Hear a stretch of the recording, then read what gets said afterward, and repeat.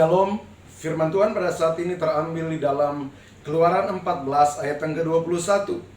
Lalu Musa mengulurkan tangannya ke atas laut, dan semalam-malaman itu Tuhan menguakkan air laut dengan perantaraan angin timur yang keras, membuat laut itu menjadi tanah kering, maka terbelalah air itu.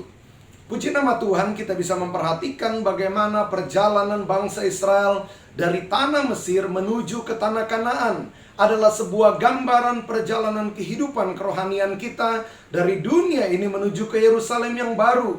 Ada begitu banyak tantangan, ujian yang akan kita hadapi. Bahkan kalau kita memperhatikan apa yang terjadi dalam perjalanan bangsa Israel ketika mereka keluar dari tanah Mesir setelah 430 tahun lamanya. Mereka ada di tanah Mesir, bahkan menjadi budak di tanah Mesir.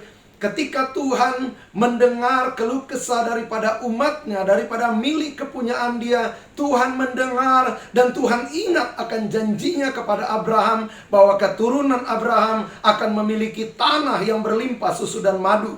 Maka Tuhan mengeluarkan umatnya dari tanah Mesir dengan satu tujuan, membawa mereka ke tanah yang berlimpah susu dan madu.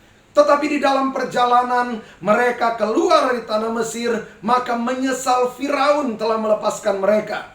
Maka Firaun dengan tentaranya, dengan keretanya mengejar mereka. Sementara bangsa Israel di hadapan mereka ada Laut Taberau, di belakang mereka ada tentara Mesir yang mengejar mereka. Atau dengan kata lain bahwa ada pengepungan yang terjadi atas perjalanan daripada bangsa Israel.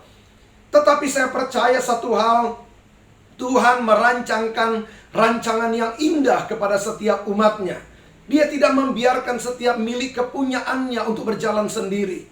Maka Alkitab berkata, Tuhan berfirman kepada Musa, angkatlah tongkatmu dan ulurkanlah tanganmu. Maka semalam-malaman itu ada angin dari sebelah timur yang begitu kencang, gambaran daripada urapan, gambaran daripada Roh Kudus, Roh Penolong yang begitu kencang angin timur membelah laut itu menjadi jalan.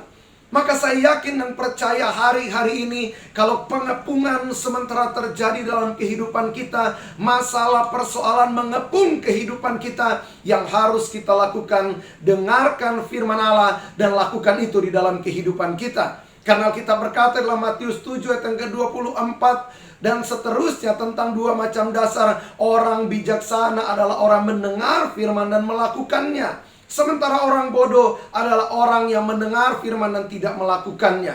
Maka ketika Musa mendengar dan melakukan firman Tuhan, maka Alkitab berkata, semalam-malaman itu ada angin dari sebelah timur membelah laut itu menjadi jalan.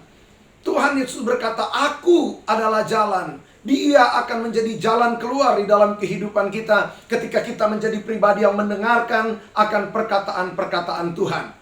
Jadi hari ini tidak usah kita takut, nggak usah kita khawatir, nggak usah kita bimbang. Kita ditebus dengan darah yang begitu sangat mahal. Kita milik kepunyaan Tuhan.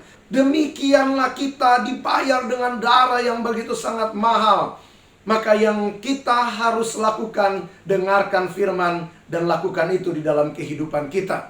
Mendengarkan lebih baik daripada persembahan. Alkitab berkata, Tuhan Yesus memberkati kita semua.